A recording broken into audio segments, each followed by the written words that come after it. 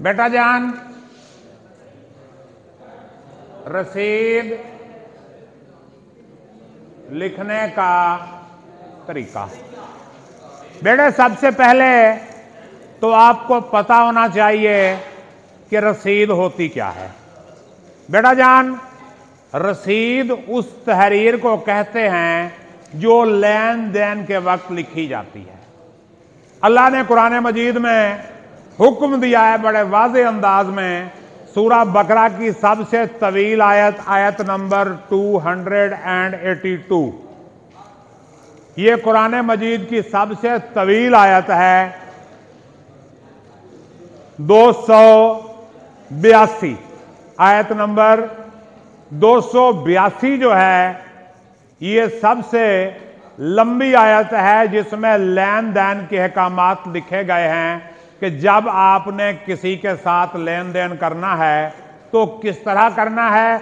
अल्लाह पाक का आर्डर है कि जब आप किसी के साथ लेन देन का मामला करें तो उसे लिख लिया करें और साथ में गवाह भी डाला करें ताकि कोई लेन देन से मुकर ना सके। बेटे प्लीज खामोश हो जाएं, शोर शराबा नहीं। तो बेटे रसीद जो है ये बेचने वाले की तरफ से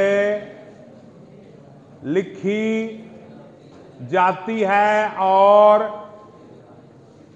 खरीदने वाले को रसीद हमेशा बेचने वाला लिखता है और खरीदने वाला। जब भी आप बाजार में जाके कोई चीज खरीदते हैं तो दुकानदार आपको बिल देता है, वो बिल रसीद ही होती है। बेटे 2 किलो चीनी से लेके 2 मुरब्बे जमीन तक कोई भी लेन देन हो उसकी रसीद लिखी जाती है। हर रसीद के लिखने का अपना एक पैटर्न होता है। रसीद के अंदर होता क्या क्या है ये मैं बता दूं। रसीद के अंदर क्या होता है, नंबर 1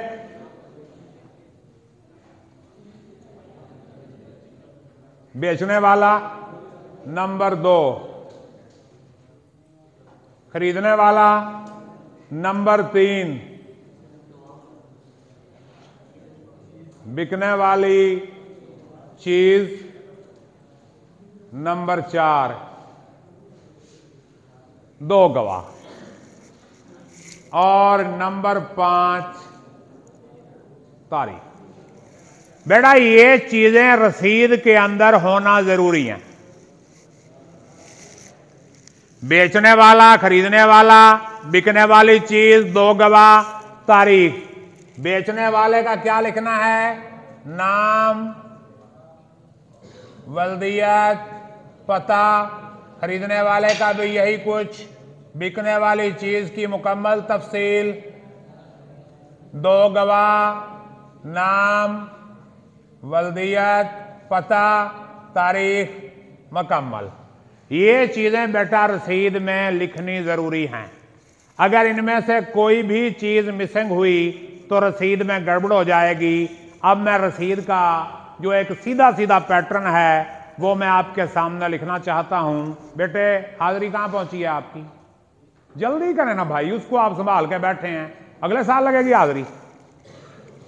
बेटे सेंटर में बिल्कुल दरमियान में आपने लिखना है बाय से तहरीर आंके।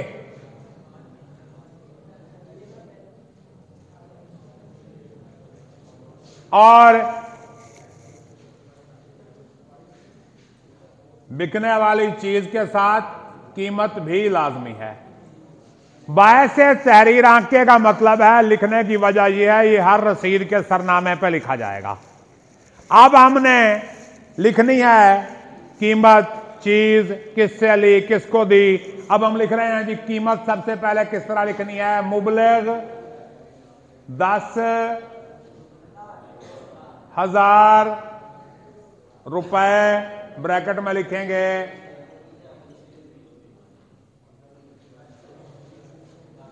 10,000 रुपए निस्फ जिनके मुबलिग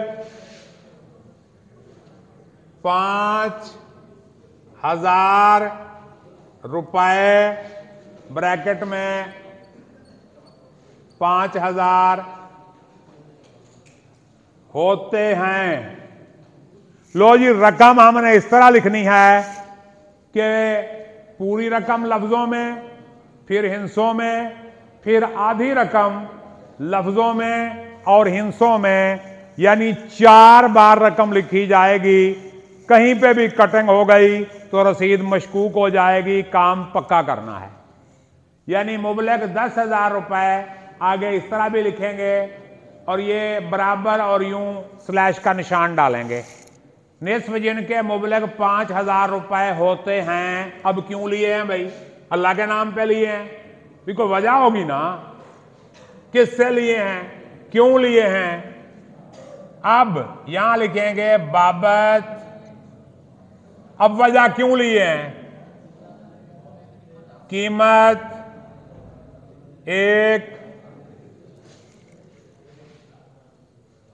अदद मोबाइल फोन। अब मोबाइल फोन आपने लिख लिया। अब मोबाइल फोन या कोई भी चीज जो आप बेच रहे हैं उसकी आप डिटेल लिखेंगे। Mobile phone Nokia model C1,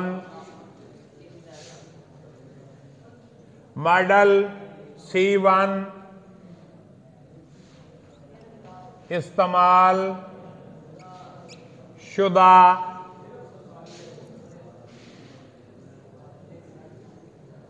निहायत अच्छी हालत में। अब ये देखें क्या चीज आ गई, कीमत भी आ गई, चीज की तफसील भी आ गई। अब कीमत ली किससे है? मोहम्मद अफजल वल्द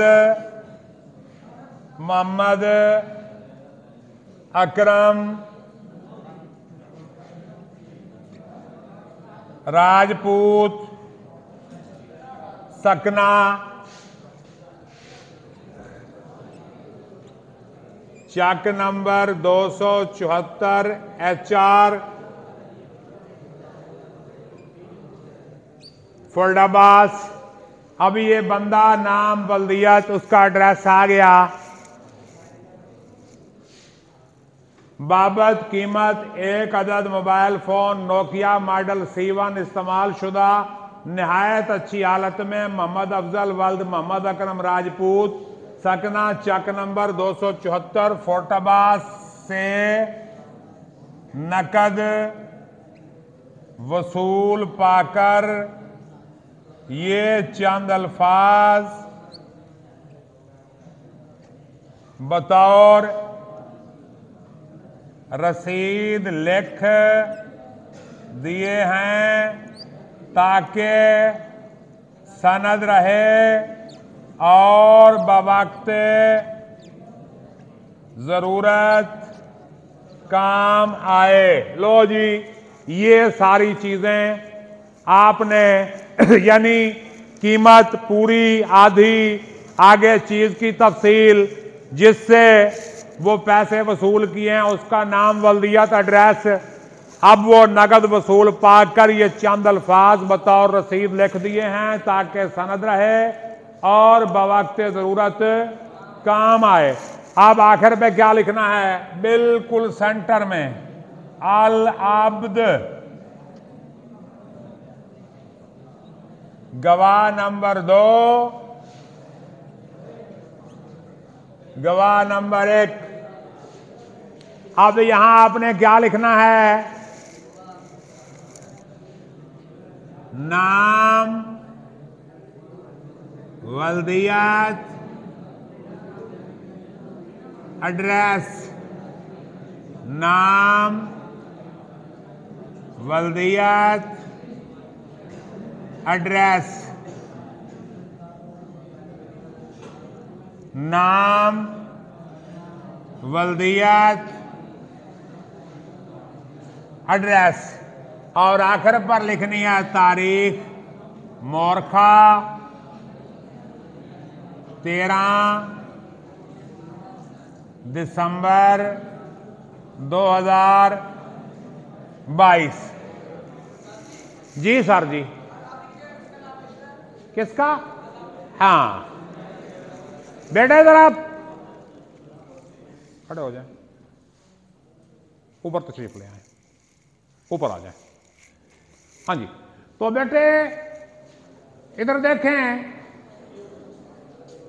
यहां अल अब्द के नीचे, उधर खड़े हो जाए जाके, यहां अल अब्द के नीचे हमने क्या लिखना है?